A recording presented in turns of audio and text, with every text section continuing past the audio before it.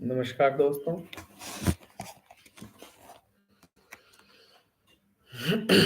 आज के लाइव में हम लोग एक नए डीफीएनसीसी की चर्चा करेंगे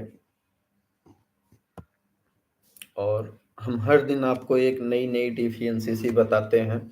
कल हमने अकाउंट ओपनिंग फॉर्म का डीफीएनसीसी बताया था और आज भी कुछ आपको डीफीएनसीसी हम बताएंगे। और इतना तो आप लोग मान के चलिए कि ये डीफीएनसीसी का प्रोसेस बहुत लंबा चलने वाला है, क्योंकि सीआरसी के पोर्टल पर आप लोगों को अगर पैसे लेने हैं तो सीआरसी डीफीएनसीसी इसलिए दे रही है कि कहीं ना कहीं कुछ ना कुछ कमी जरूर है आपके कागजात में। और अगर आपके फॉर्म में गड़बड़ी है तो वो फॉर्म आपको जरूर से जरूर चेक करवा लेना चाहिए। आपका कुछ बेसिक सी बातें हैं, आज मैं आप लोगों को दोबारा रिपीट करता हूँ, उसको आप लोग फिर से समझ लीजिएगा। अगर आपने पहली बार आवेदन कर दिया है और आवेदन करते वक्त आप अपने बॉन्ड पे जो जमा धन है वही डाले हैं, फिर डिफियंसिसी आया है और वो डिफियंसिसी दूर करने के बाद आप जब दूसरा डिफियन आवेदन करेंगे तो निवेशक यही सोचता है कि ये डिफियंसिसी मेरी दूर हो गई, अब शायद पैसा आ जाए। लेकिन कभी कभी दुर्भाग्य ये होता है कि उस निवेशक को दोबारा किसी न किसी दूसरी डिफियंसिसी का सामना करना पड़ता है। अब इससे निवेशक हो जाता है निराश और हताश। उसके बाद फिर जब उसकी कमी आएगी तो वो फिर तीसरी बार फिर जाएगा पोर्टल पर और तीसरी बार आवेदन करेगा। उसमें भी ये नहीं क्लियर है कि आपका दावा संसाधित हो ही जाएगा। डिफियंसीसी मिल भी सकता है और आपका दावा संसाधित हो भी सकता है। तो यही कहेंगे कि आप लोग डिफियंसीसी को दूर करने के लिए एक ही विकल्प है कि आप जब भी रिसबमिट करें क्रॉस सब चेक कर लें कि आपका क्या क्या फॉर्म अभी तक क्लियर हुआ है, क्या क्या बाकी है। या तो जिस प्रकार की डिफियंसीसी दी रहेगी उस प्रकार की डिफियंसीसी के लिए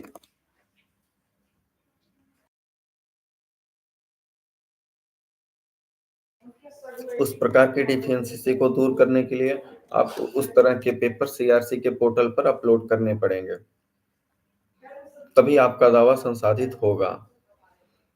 और आज के नई डिफियंसीसी ये है दोस्तों कि अगर आपके नाम अगर आपका नाम जो है आधार कार्ड में जुड़ा हुआ है और सहारा के बॉन्ड या पासबुक पर अगर अलग अलग है तो उसमें भी आपको डिफियंसीसी वो दे रहा है। जैसा कि अगर राजा राम आधार कार्ड पर लिखा है एक साथ और उदाहरण के तौर पर उसके सहारा के क्या बोलते हैं पेपर, चाहे उसका आरडी हो चाहे या ईएफडी का जो बॉन्ड होता है वो हो, तो ईएफडी का जो बॉन्ड होता है उसमें जब आप देखेंगे तो उसमें राजा और राम, एक जगह राजा एक जगह राम लिख दिया गया है।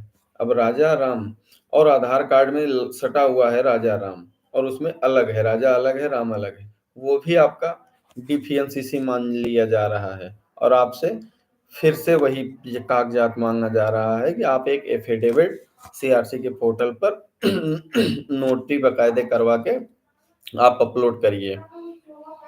जब आप उसको अपलोड करेंगे उसके बाद ये मान के चलिए दावा संसाधित हो भी सकता है और दावा में आपके डिफियंसीसी आ भी सकता है। अभी कब तक डिफियंसीसी आएगी और कितनी डिफियंसीसी आएगी ये तो आधिकारिक रूप से ना कहीं बताया गया है और ना कहीं लिखा गया है। अभी जो पोर्टल पर हम लोग आवेदन कर रहे हैं और जितनी प्रक्रिया में कर रहे हैं, जो पोर्टल हम लोगों को अभी तक प्रोसेस समझ में आया है वही चीज हम इस चैनल पर आप लोगों को बताते हैं। हम अपने तरफ से इसमें कुछ भी नहीं जोड़ते हैं और ये डिफिशियंसी कब खत्म होगी ये तो हमें भी नहीं पता है। और मेरा वीडियो देखने के बाद अगर किसी सज्जन या महानुभाव या किसी अधिकारी को अगर ये पता चले कि हाँ डिफिशियंसी इतनी तारीख तक खत्म हो जाएगी, तो वो मुझे ज़रूर कमेंट कर सकता है। मुझे भी जानकारी मिल जाएगी।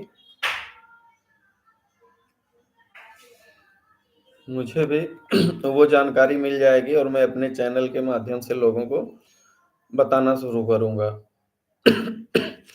आज थोड़ा स्वास्थ्य हमारा गड़बड़ लग रहा है, हमको बार-बार खाँसी आ रही है, इसलिए हम कल मिलेंगे आपको एक नए डिफिशियंसी के बारे में बात करेंगे। आज का हम लाइव यहीं पर एंड करते हैं। अगर किसी को कोई सवाल करना हो, तो हमें कमेंट में ज़रूर पूछ सकते हैं।